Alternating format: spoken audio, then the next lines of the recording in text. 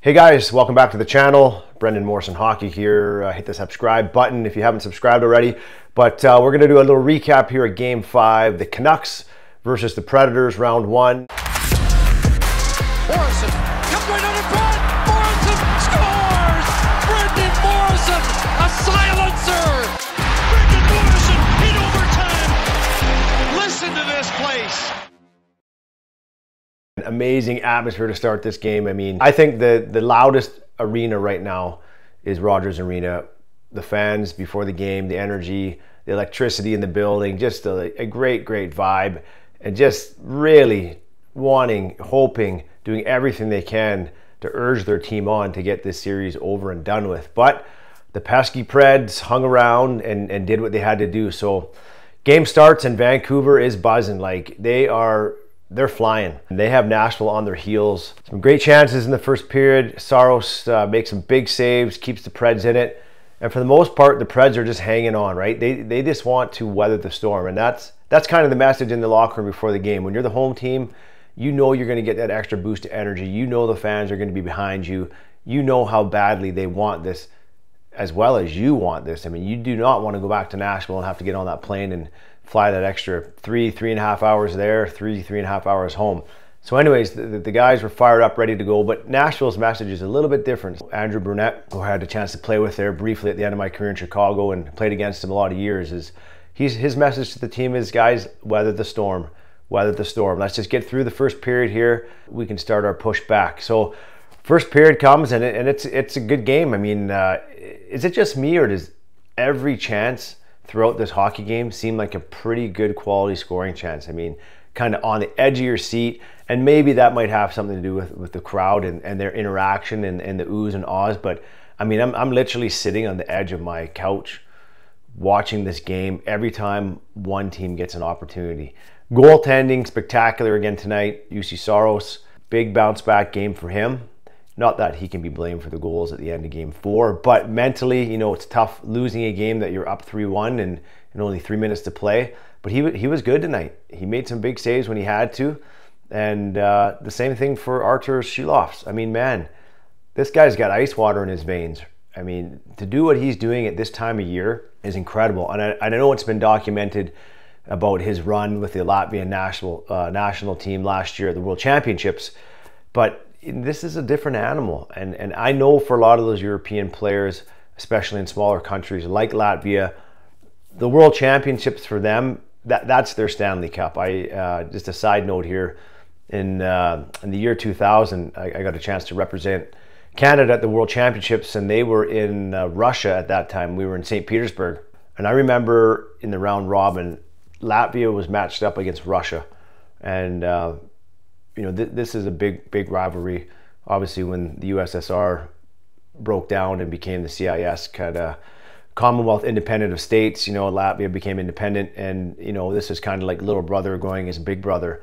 And in 2000 at the World Championships, this was the first time Latvia had ever beaten Russia in hockey. And I can't even describe to you the scene on the ice. You know, fans marching through the lobby of the hotel up onto the second floor all night long. I'm not talking 5 or 10 minutes, all night long. So super passionate fans, bordering on the edge of crazy, but absolutely awesome to see their passion. So you have Silovs, who, you know, plays in a hockey passionate country, had a good run with his team last year in the World Championships, ends up winning bronze medal. So, you know, you could say he's played in a couple big games for sure, but nothing like, in my opinion, nothing like the Stanley Cup playoffs. But he has risen to the occasion, and he's been phenomenal. First period ends, you know, we're 0-0. For the most part, I thought Vancouver dominated play, controlled play. They were physical, and they had great opportunities on net. You know, some pushback from Nashville in the second period. You know, as we talked about earlier, they weathered the storm and they got through that initial push from Vancouver, and then things kind of even out. Well, here comes Nashville. They start to push back a bit, right? They start driving play and they start creating opportunities. And the beginning of that second period, I mean, it was like hockey that kind of opened up a little bit, because this has been such a tight series. I mean, I saw something here. Vancouver has the fewest amount of shots on net in the history of the NHL playoffs. Like, we're not talking this year, 2-3 years ago, ever, right? 92 shots on net in 5 games. I mean, it's unfathomable to think that an offense that can cook like Vancouver, you know, a top 10 offense all season long, is averaging under 20 shots per game. It's mind-boggling, but give Nashville credit. They're doing a good job defensively. They're collapsing and obviously blocking a lot of shots. It's hard to get pucks through to the net. But, I mean, Nashville pushes back here, and there's some opportunities that are traded both ways. A couple 2-on-1s. Nashville hits the post on a 2-on-1. Vancouver has a couple plays where they just don't execute, right? But they have some opportunities as well. And goaltenders right now are kind of in the spotlight, stealing the show. So go to the third period. You're at home. You have a chance to put a team away. You're in a good spot, right? Mentally, you think you're in a good spot. Well, even as a visitor, Nashville's thinking to themselves, hey, we're in a good spot here too. One shot can win this game. Keep going the way we're going. Keep trying to match Vancouver's physicality. And, you know, Vancouver moved the puck around, and I think it's Suter on the back door on a nice pass from Besser, hits the post. Nashville clears the puck. Big Z, Nikita Zadorov, picks up the puck.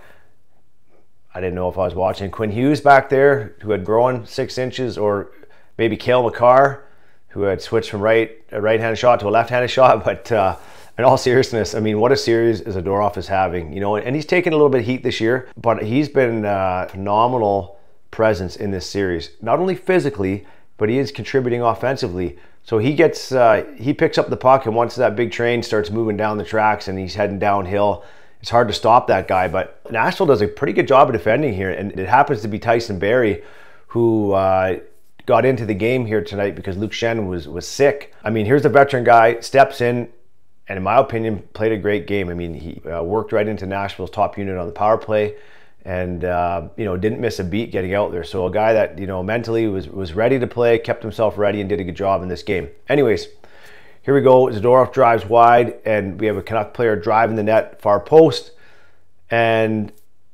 Saros is kind of cheating off his post, and you can watch the replay when Zadorov is driving wide.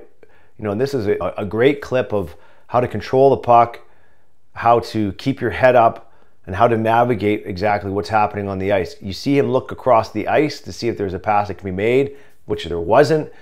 He double checks back at the net, head up the whole time, and he sees a slight opening on the short side over Saros' shoulder, and makes an incredible shot, top shelf, short side. Boom, the fans are lit, and 1-0 for the home team. Well, I mean, it'd be easy for Nashville to kind of go away here, but they don't, right? Shortly after the goal, you know, we have a penalty call on Joshua that, you know, I don't know if this is a controversial call, and I really like Dakota Joshua's game. I think he's been a huge asset to the Canucks all season long. Like, his physical presence is a big part of the team's success. And, you know, obviously early on in the series, he was a huge force, and he's continued to generate some chances with his line mates there, Garland and Lindholm. But, you know, kind of a tough one here. Nashville player just gets rid of the puck, and he turns his back. And as a player, you just got to be careful, right? You can't cross that line. And it wasn't malicious, and I don't think there was any huge intent. But he finishes his check, and anytime a guy kind of goes face first into the boards, more oftentimes than not, you're going to get called for a penalty. Preds go on the power play here, and Vancouver's PK has been phenomenal all series. Up until this point, they'd only given up 1 power play goal. And, you know, with Barrie carries the puck up the ice, slides it to Forsberg, and you have Roman Josi. He kind of works a little give and go, gets to the net, beats Vancouver's defenders to the net. And this is a really hard play as a PK personnel, because you're trying to hold the blue line, right? You're trying to, you know, not allow easy zone entry, and you're trying to stand up and cause turnovers at the blue line. But when you have a guy flying at you 100 miles an hour, it's almost impossible. You can't interfere with that guy. You can't get in front of him. So if he jumps by you and goes to the net, and he gets that puck back, he's in all alone, which what happens with Josi here. And Silovs makes a great save, but kind of loses where the puck is, right? It's behind him. And then we have, you know, a bunch of crashing at the net. And again, close to being goalie interference, but, you know, I think the result of this play is you know, Teddy Bluger sees that puck, he tries to dive to help out, he bumps Silovs, and his momentum just carries him back, hits the puck, and it's in the net. So it's a good goal. It's an unfortunate goal, because Vancouver's PK has been so good all series long. And, you can say this is maybe a bit of a lucky goal, but, the Preds are going to take this, and it gives them a bit of life, right? It gives them a bit of life. Now they're back in it. It's 1-1, but both teams mentally feel they're in a good position. A couple minutes later, Nashville's kind of cycling in Vancouver's zone. They go low to high. And there was a switch that took place at some point here where Pius Suter and Miller kind of change positions, where Suter becomes the low forward and Miller becomes the high forward playing the wing. And Nashville does a good job of walking that puck up the wall, going low to high. And you have to give Carrier a lot of credit here. I mean, this is his first career playoff goal, but if you watch what he does when he gets the puck on the blue line, and again, something I try to explain to younger players is always try and create a shot lane for yourself by moving your feet. So he doesn't stay stationary. He grabs that puck, he drags it to mid-ice, he catches JT Miller in a position where he can't get into a shot lane and block this shot, and it's a seeing eye shot through to the net where there's a screen in front. Quinn Hughes is battling in front. Shiloff doesn't see the puck. Next thing you know, it's in the back of the net. 2-1 Nashville, right? But a good finish here. It's another one of these games where I really think that if you look at the series overall, Game 1, Vancouver deserved to win that game, which they did. But Game 2, Vancouver deserved to win, in my opinion, and they lose. Game 3, I think the Preds were the better team, deserved to win, they lose. Game 4, I think the Preds were the better team, they lose. Game 5, I think in totality, Vancouver was the better team, and they lose. So 4 out of 5 games where I would say the better team should have won, they didn't win. But that's the crazy thing about this time of year in hockey, right? It's in sports in general. That's why you play the games, and you never know what's going to happen. You have to play for a full 60 minutes and never stop playing, never quit, because any moment you step on the ice, you can be a difference maker in the game. With that being said, difference makers, Pettersson, we saw some life here. I think he ended up with 3 shots on net, I think. He had a nice deflection, a couple other shots. There were some positives to take away from his game for sure. And hey, we move on. We go to Game 6. Just a couple other points here to mention is, Nashville's dealt with a couple injuries on their back end. They had a D-man injured in Game 3. And Dante Fabro comes in. Young D-man who from BC, and he's done a good job stepping in. And last game, Schen's out, so they bring in Tyson Barrie, so it speaks a little bit to Nashville's depth on the back end. And speaking of Fabro, man, did he make a crazy save there on Pettersson on the back door on Mikhailov's shot. And if you watch the replay, just great hockey intuition here, where he's behind Saros and he dives behind Saros head first, right? Like just guys sacrificing their body and laying themselves out to get into position in a shot lane where Pettersson can't get the puck up because he's Fabro's so tight to him, and blocks it basically with the side of his face or his neck or his shoulder and saves a goal there. But depth guys have been good in this series, and I think the depth guys for Nashville have been a little bit better than the Canucks depth guys. And what I mean by that is, if you look at the amount of goals scored in this series, Vancouver has 6 players who have scored a goal. Okay, obviously Besser leading the way. He's been tremendous. And Nashville has had 11 different goal scorers. Not as many guys scoring multiple goals, obviously, but 11 different goal scorers. I mean, almost double the amount of what Vancouver has had. So I think keys moving forward here to Game 6.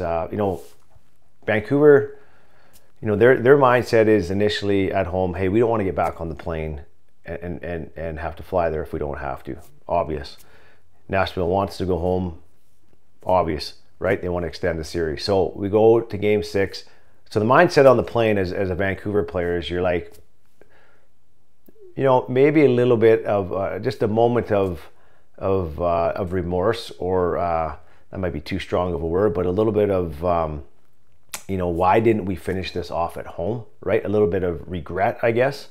But that mentality has to change immediately when you get off that plane and you land in Nashville, and you understand that, hey, it's just back to business, one more game, and we've had success here, right? We might not have played our best hockey here, but we've had success in this building, so they have to be feeling good about that. And Nashville, I mean, their mindset is, hey, we got the home crowd behind us again. We've played 2 phenomenal games here. If we keep playing this way, you know, the stars are going to align and we're bound to win a game. So really looking forward to the Game 6 matchup. In such a tight series like this, you know, special teams are just vital. And, you know, Game 5, Vancouver's power play was not good. Had a chance to be a difference maker, but just was not good. Nashville finds a way to score on the power play. And at the end of the day, you can say that was the difference in the game, as it ended up being a 1-goal game. So a lot of good things here, guys, to look forward to in Game 6. You know, Vancouver just, you know, that mentality of you know, feeling sorry for themselves, having to make this flight again. But when you step off the plane, it's all business and just reinforcement that, hey, we've had success here in Nashville. So, yeah, we'll see what happens tomorrow night. I'm excited again. This has been a good series. I never would have imagined this series would have been this tight defensively, but both teams have really clamped down, and it's been an exciting series to watch. Very physical and entertaining. So guys, hope you're enjoying this, having a great time doing it. But hit that subscribe button, you guys, and we'll keep going with this, and we'll see how Game 6 plays out. All right, we'll chat soon.